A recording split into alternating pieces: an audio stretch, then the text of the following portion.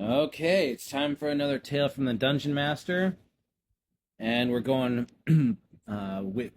continuing with the Apocalypse Squad into the story of the Dragon Cabal. As I previously mentioned, Dorgal's heroic backstory was that he slew the ancient worm white dragon, and and he saved his people's mountain stronghold. But what I didn't mention was that he had befriended a 15-year-old silver dragon, effectively a baby by all intents and purposes. But in between the end of the heroic backstory and the beginning of the Apocalypse Squad, this baby, or this young silver dragon built a relationship with the dwarves. It basically said, "Is like, look, you teach me dwarven combat forms, share your wealth with me for my horde. You'll become my dwarves." And through that, by being his dwarves, he'd protect them and ensure that they're well off for the remainder of its days. Now, this is an amazing deal for these dwarves. I mean, this dragon's got hundreds of years ahead of it. Uh, so they accept and they begin training him. Now, this current story takes place after the previous two, where their battle wagon hadn't been repaired, so they went forward without it. And Dorgal gets a message from home that they're being attacked by some powerful dragons. Now, Dorgal is the only one who's got living family, so he's like, we gotta go help them. So Jardon opens a portal and they go there and they find that they're being attacked by three dragons: a red one, a green one, and a blue one, all very powerful.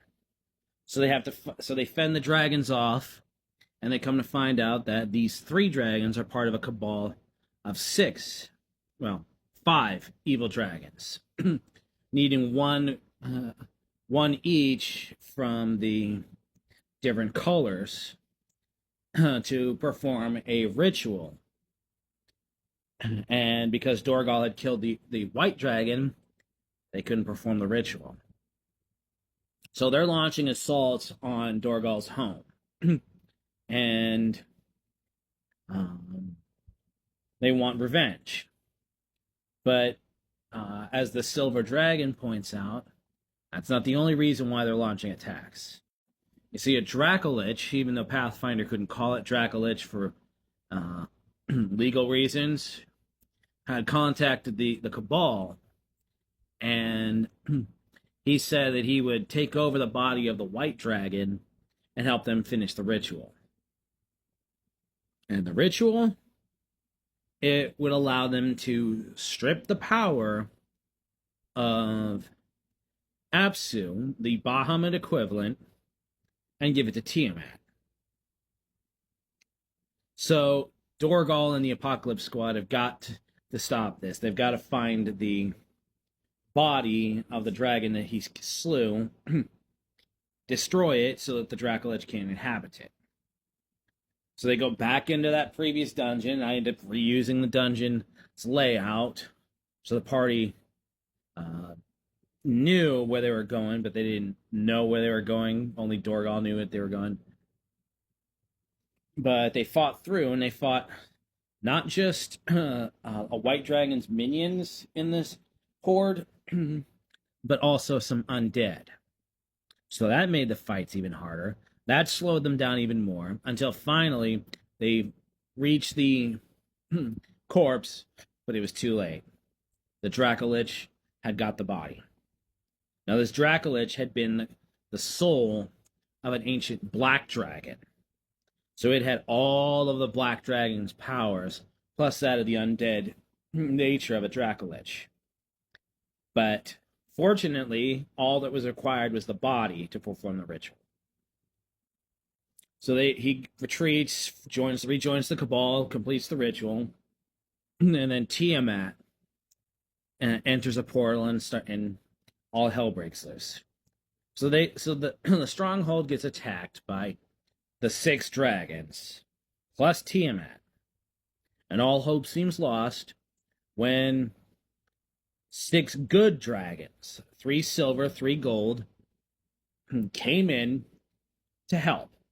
Turns out that their little dragon buddy had some contacts outside, so he brings them in, and he tells the Apocalypse Squad that they taught him a way to remove the stolen power from Tiamat and return it to where it belongs. So the Apocalypse Squad has to fend off Tiamat while this 20-year-old dragon at this point, barely out of his diapers by dragon standards, is trying to perform this magical ritual to strip Tiamat of her excess power. Thankfully, he's successful thanks to the efforts of our party here. And then, of course, once the power is restored to Apsu, he's pissed and he's coming in and he's fighting Tiamat. And the Apocalypse Squad, the best they can do is try to limit the damage done to the landscape. But the monk had an idea. If they help Apsu take down Tiamat, because I mean these guys are god level warriors themselves, in a sense, then Apsu can help them clean up the evil dragons. So they do that. They fight Tiamat the best they can, distracting her so that Apsu can bring on the pain. And eventually they send Tiamat packing, and then Apsu sends the evil dragons packing, destroying the Dracolich's body and trapping his soul.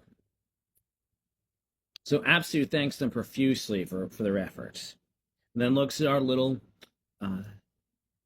young silver dragon and said he'd be watching him with great interest because he'd shown great ingenuity and great friendship and loyalty to these dwarves, and he'd watch to see just how this little guy turned out.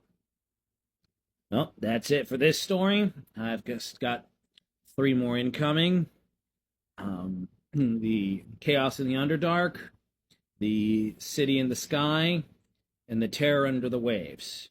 After that, I'll have a roundup of the first round of the Apocalypse Squad story. And then I will tell both D&D stories and later Apocalypse Squad stories as I remember them, as well as stuff from Vampire the Masquerade, GURPS, Cyberpunk, all that. Until then,